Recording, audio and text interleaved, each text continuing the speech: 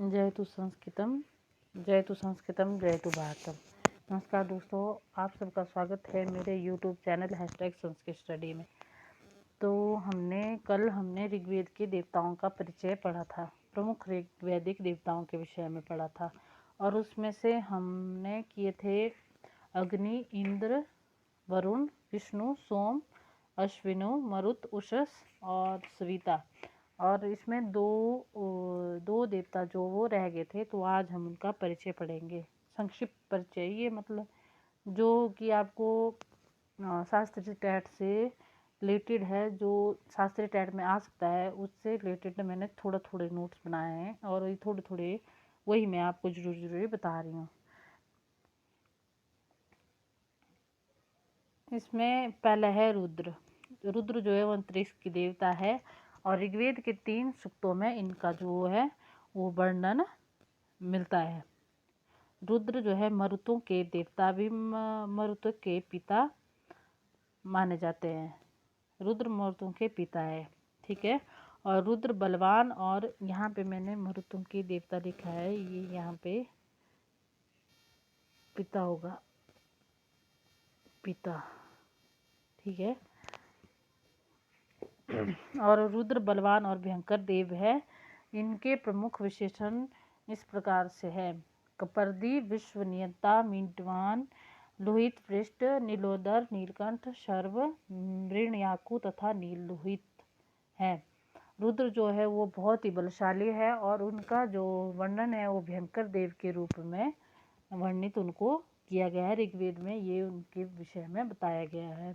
फिर उसके बाद है बृहस्पति। तो बृहस्पति जो है वो पृथ्वी स्थानीय देवता है और इनका जो है ऋग्वेद में 11 सूक्तों में इनका वर्णन दिया गया है और इनके जो है वो 7 मुख बताए गए हैं। जैसे इनको 7 मुख, सप्तर्षिम, सप्तजीवम, तीक्ष्ण श्रृंग और 100 पंख है। इनके बारे में यह बताया गया है कि वो कैसे है। और यह शक्ति का पुत्र होने के कारण इन्हें अंगिरस, ब्राह्मणस्पति, वृजिन और विश्वहंता भी कहा जाता है। और बृहस्पति जो इनके हाथ में जो इनका मतलब इनके विषय में जो कहा जाता है कि इनके हाथ में एक हाथ में धनुष बाण और दूसरे हाथ में परशु होता है। और इनके घोड़े का वर्ण जो है वो रक्त है। और बृहस्पति युद्ध में इंद्र के सहायक देव है। कहा जाता है कि बृहस्पति के बिना कोई भी यज्ञ पूर्ण नहीं है। तो ये होंगे हमारे ऋग्वैदिक देवताओं का प्रमुख परिचय, ठीक है। प्रमुख ऋग्वैदिक देवताओं का परिचय। तो इसके बाद पढ़ेंगे हम ऋग्वेद के प्रमुख सूक्तों का सामान्य परिचय, जो कि इसमें प्रमुख सूक्त हैं। जैसे यहाँ पे हम बोल सकते हैं कि वैदिक मंत्रों के विशिष्ट समूह को जो है वो सूक्त कहते हैं।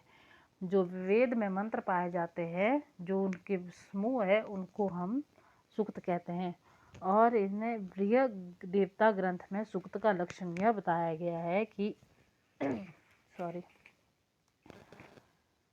संपूर्ण ऋषि वाक्यम तु सूक्तमित्याभिधीयते।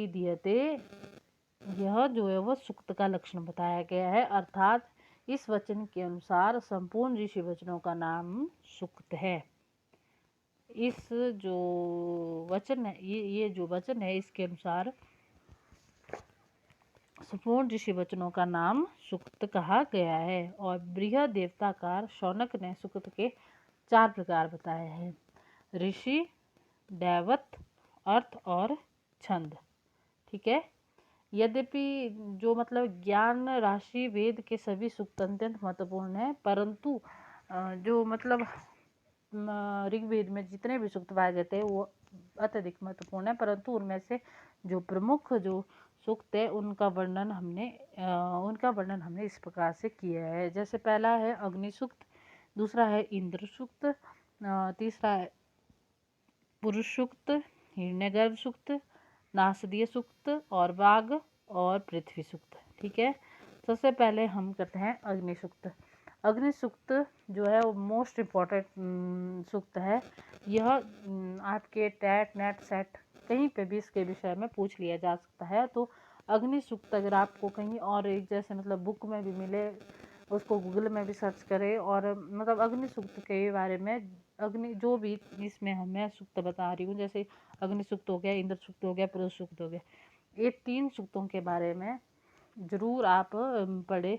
इसके लिए मैं अलग से एक दिन अग्नि सूक्त, इंद्र सूक्त और पुरुष सूक्त, इन तीनों की अलग अलग वीडियो में अलग अलग वीडियो डाल दूंगी कल या परसों तक, ठीक है। तो आप उसमें भी इसको देख सकते हैं। जैसे पहला है अग्नि सूक्त, तो अग्नि सूक्त में यह ऋग्वेद का प्रथम सूक्त है। इसमें कम से कम लगभग अग्निदेव का जो मतलब अग्नि सूक्त है, इस ऋग्वेद के लगभग 200 सूक्तों में अग्निदेव की स्तुति की गई है, ठीक है। तो यह ऋग्वेद का भी प्रथम सूक्त है। और अग्नि सूक्त के ऋषि जो है वो विश्वामित्र है, और देवता अग्नि और छंद गायत्री, ठीक है।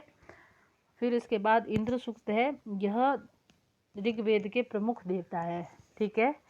यह जो है वो प्रमुख देवता है, जिसके इनके जो इस सूक्त के जो ऋषि है वो गृत संबद्ध है, और देवता इंद्र है, और छंद इसमें त्रिष्टुप छंद है। मतलब इंद्र सूक्त में जो है त्रिष्टुप छंद का प्रयोग किया गया है।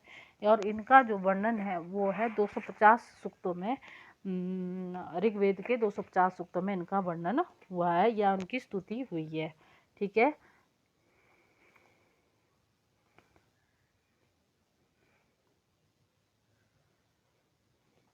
फिर इसके बाद है पुरुष सूक्त।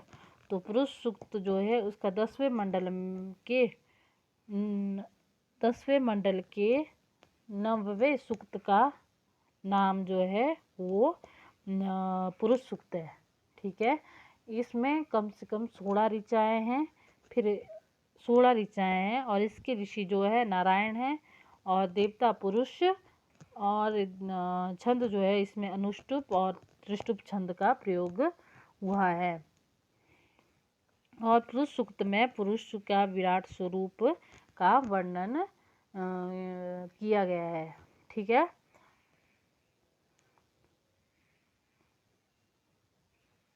और जो मतलब इसमें जो वर्णन दिया है अनुष्टुप छंद जो है वो सबसे महत्वपूर्ण छंद है।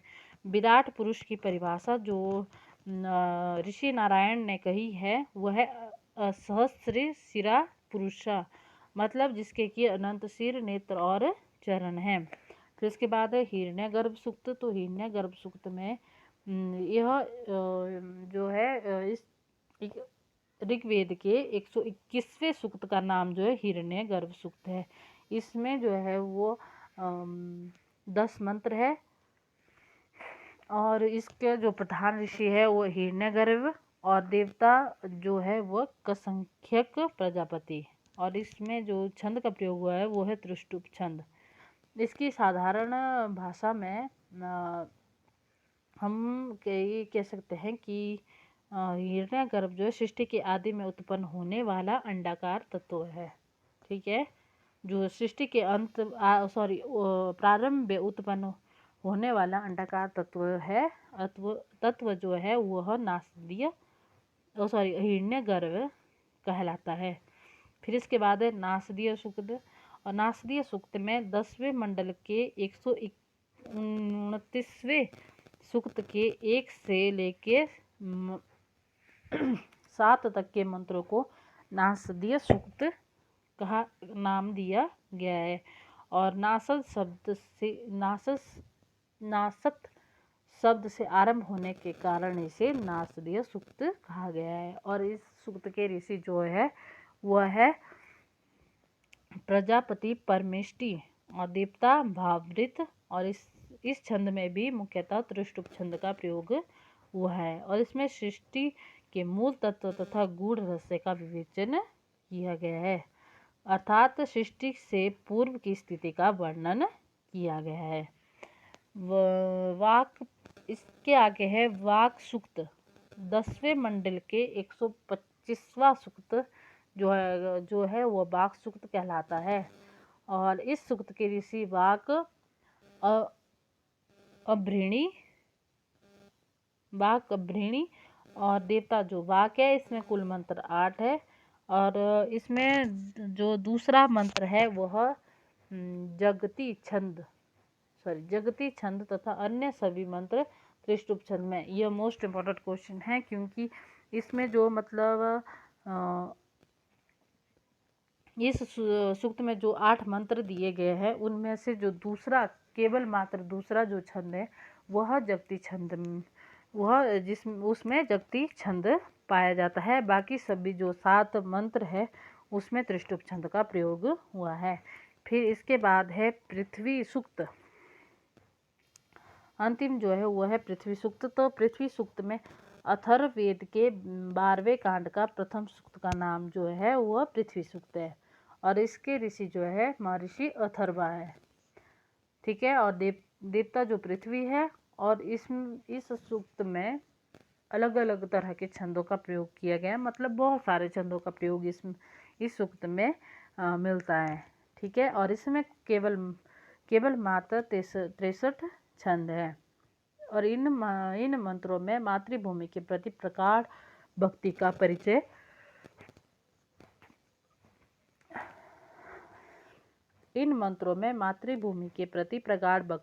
परिचय दिया गया है। फिर इसके बाद आ गया हमारे प्रमुख संवाद सूक्त। जैसे संवाद सूक्त क्या होते हैं? संवाद सूक्त वे सूक्त होते हैं जिसमें कथन का प्राधान्य हो, वे संवाद सूक्त कहलाते हैं। संवाद सूक्त जो है वह ऋग्वेद के 10वें मंडल में संकलित है। कहा जाता है कि इसी प्रकार के सूक्त ऋग्वेद में जो है वो इसी प्रकार के सूक्तों की संख्या लगभग 20 है, और इसमें जो अलग अलग विद्वान हैं उन्होंने भी अपने अपने कथन बताए हैं, तो अपने अपने विचार प्रकट किए हैं। जैसे पहला है, ओल्ड वर्ग के अनुसार संवाद सूक्तों की संज्ञा आख्यान सूक्त है, और दूसरा है डॉक्टर सिल्वा, डॉक्टर हर्टल आदि विद्वानों की दृष्टि में संवाद सूक्त नाटकों के अवशिष्ट अंश है।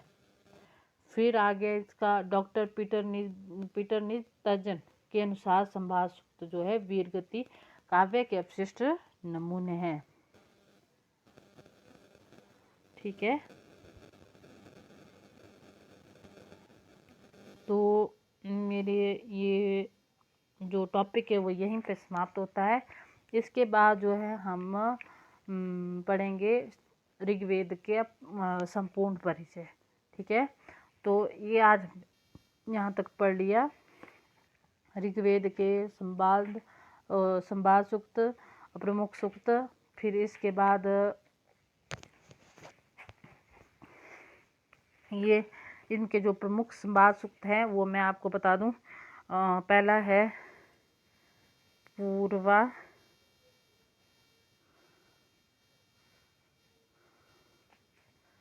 उर्वशी। ठीक है, और दूसरा है इसमें यमी, जो मोस्ट इम्पॉर्टेंट है, यमी।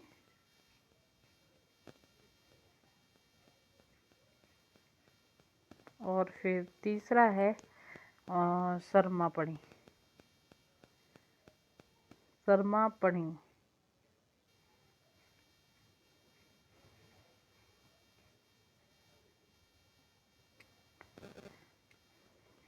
और विश्वामित्र।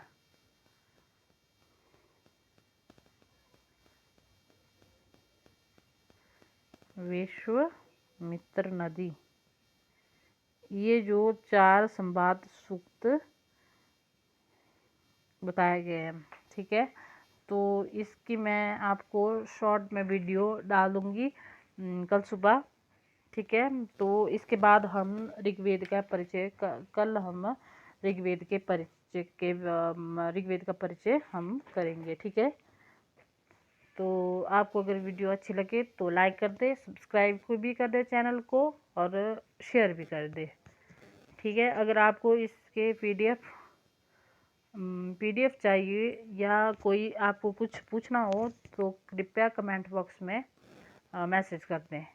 ठीक है, तो धन्यवाद आप सबका।